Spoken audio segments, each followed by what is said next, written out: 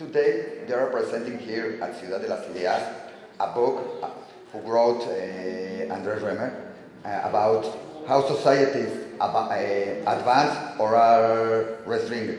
One of the factors he speaks about is sexuality, but most of it's about treatment for women.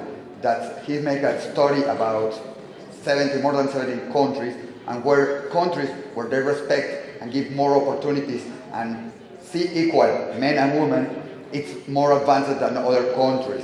Mexico, for example, it's a little bit low in that aspect. Israel, it's very high. United States, it's high, and like that are very countries. What do you think about this? This is really a factor that impulses countries, or it doesn't matter what happened with women and men and the equality with women and men? Sorry? What did you say, the last part?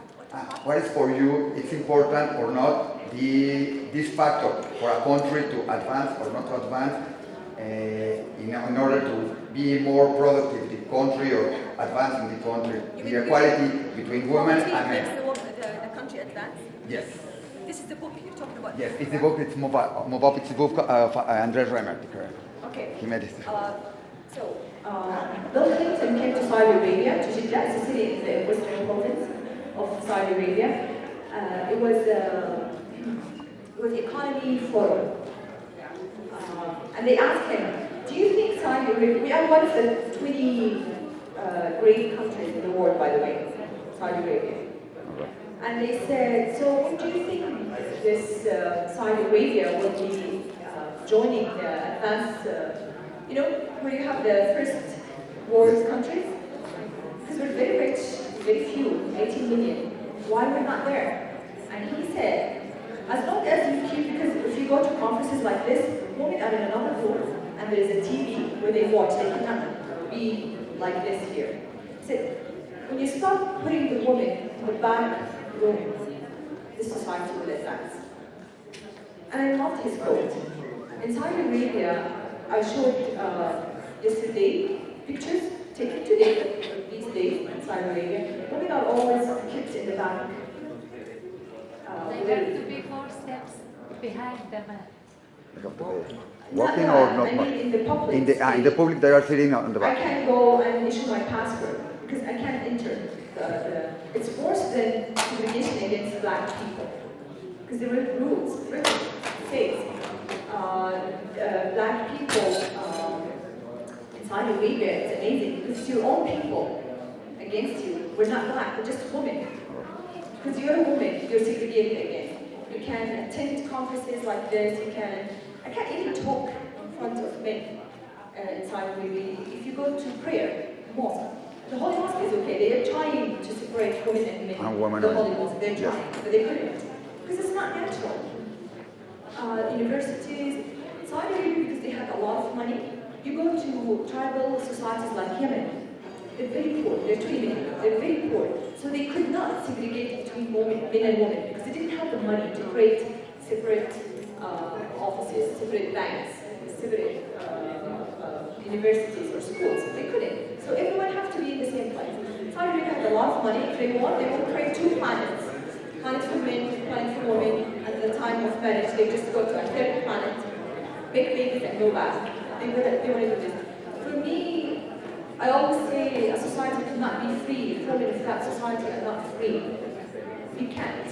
You can't ask a society to advance when 18% of women are in the workforce and 82%, and this is a new statistic, 82% of women who are in the age of work, they don't have jobs. So you end up having all these millions graduate from colleges, and they go and stay home. That's something that Andres speaks a lot in his book about that. The woman are not working, and it's a very not productive. It becomes a non-productive force when it can become. Yes, because half of the people are not working. Yes, and let me tell you something interesting. In 2011, before 2011, when I buy my underwear, I buy it from a man. Yes, he's just like, nice to you. This is Saudi Arabia.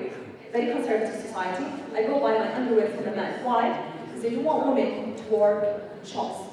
They don't want women to work in stores.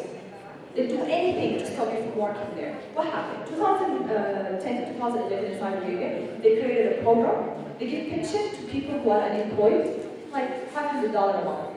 They found out 84% of the people who registered in that program were women. And the government was paying a lot of billions as assistance to those people. A lot of billions. And the government said, okay, here, wait, we have a kind of problem. Because now it's hitting the government. They didn't care before when I graduated if I didn't have a job, whatever. She's a woman.